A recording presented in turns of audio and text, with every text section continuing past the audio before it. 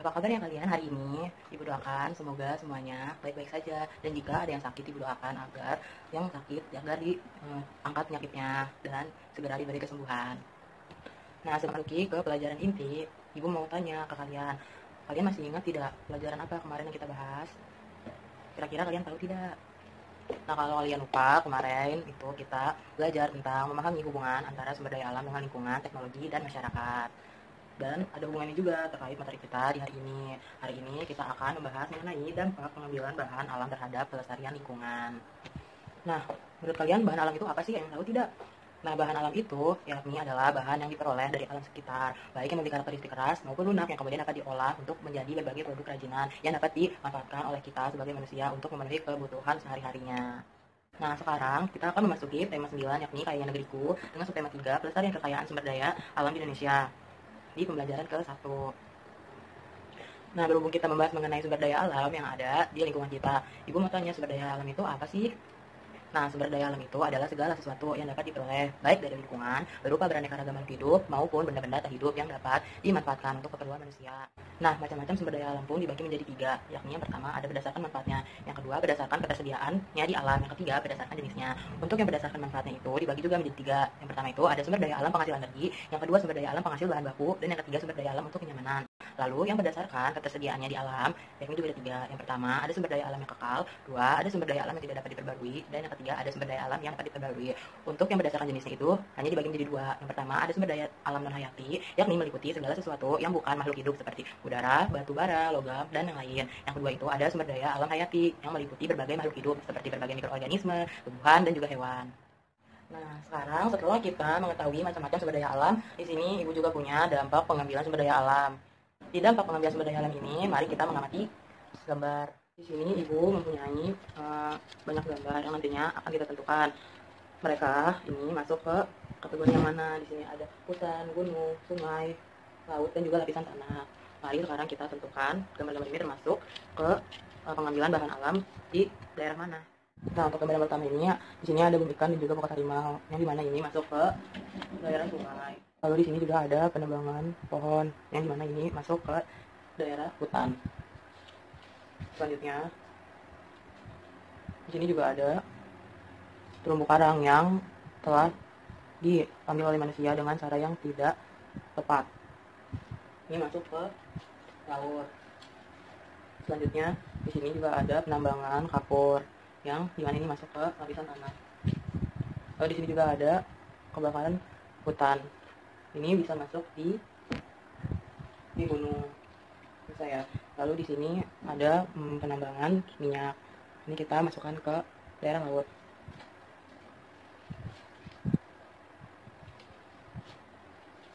Selanjutnya di sini ada perburuan liar. Kita masukkan ke bagian hutan. Sini juga ada penambangan pasir yang bisa kita masukkan ke mana nih, sungai. Selanjutnya di sini juga ada penambangan emas yang bisa kita masukkan ke lapisan tanah. Nah, sekarang kita akan bahas satu persatu menurut daerah pengambilan bahan alamnya. Untuk yang penambangan lain ini akan berdampak pada terjadi bencana alam seperti banjir, longsor, dan juga erosi. Karena salah satu penyebabnya adalah ini penambangan liar, karena orang menebangi pohon di hutan secara asal. Mereka tidak peduli mau pohon itu muda atau pohon itu tua, karena sebaiknya pohon yang ditebang itu adalah pohon yang sudah berumur tua. Sementara itu harusnya pohon yang muda itu tetap dibiarkan tetap tumbuh. Penebangan pohon pun harus diiringi dengan penanaman pohon baru yang disebut dengan reboisasi. Penebangan hutan secara liar menyebabkan hutan menjadi gundul. Hutan gundul tidak mampu menahan aliran air. Hal ini mengakibatkan terjadinya banjir dan tanah longsor. Nah, ini juga ada perburuan liar yang berdampak kepada hewan-hewan yang ada di alam ini akan menjadi langka dan punah karena diburu terus-menerus untuk keperluan manusia. Nah, selanjutnya ada pengambilan bahan alam di sungai. Di sini ada penambangan pasir dan juga ada penggunaan bom ikan dan juga pukat harimau. Untuk bom ikan dan pukat harimau ini bisa kita temukan di sungai maupun di laut.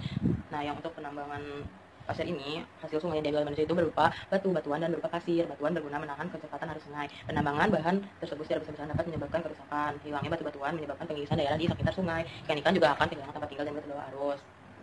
Nah, lalu sungai dihuni oleh berbagai hewan air seperti ikan air tawar. Biasanya orang menangkap ikan dengan pancing atau jala karena mungkin manusia itu tidak akan pernah puas dan merasa tangkapan ikan ini masih dirasa sedikit, maka untuk meningkatkan hasil tangkapannya, manusia menggunakan bahan peledak atau racun yang akan membahayakan ikan-ikan yang ada di sungai.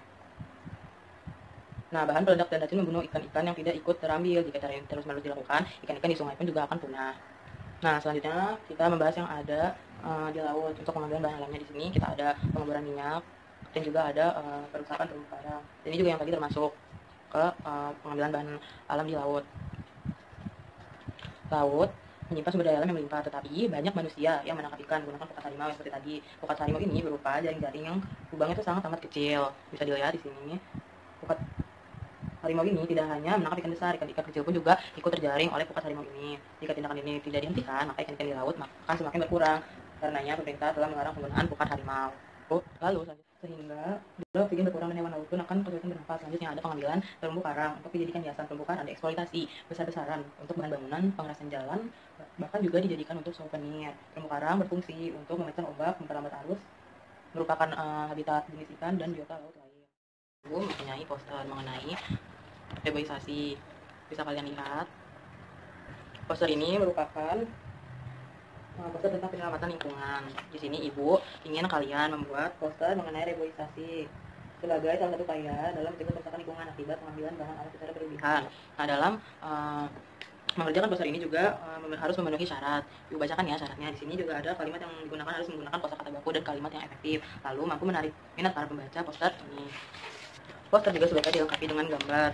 Lalu ukuran poster disesuaikan dengan jumlah kata atau ukuran gambar. Nah, kalian membuat poster ini di kertas karton, lalu bisa menggunakan pewarna seperti spidol, krayon, dan sebagainya. Nah, untuk pengerjaan poster ini, ibu beri waktu selama 2 hari. Nanti setelah kalian sudah membuat poster ini, nanti dikumpulkan ibu, nanti ibu akan memberikan nilai terhadap poster karya kalian. Sekarang kita berada di kegiatan pembelajaran yang terakhir. Nah, sekarang ibu mau tanya, pembelajaran apa yang kita dapatkan pada hari ini?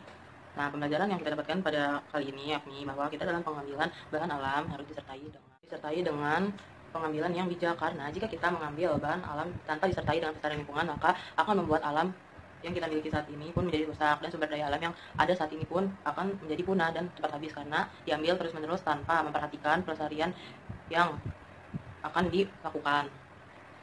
Nah, untuk pembelajaran kali ini ibu cukupkan. Untuk di hari esok kita akan masuk pada tema yang sama, di tema 9, subtema 3, dengan pembelajaran kedua.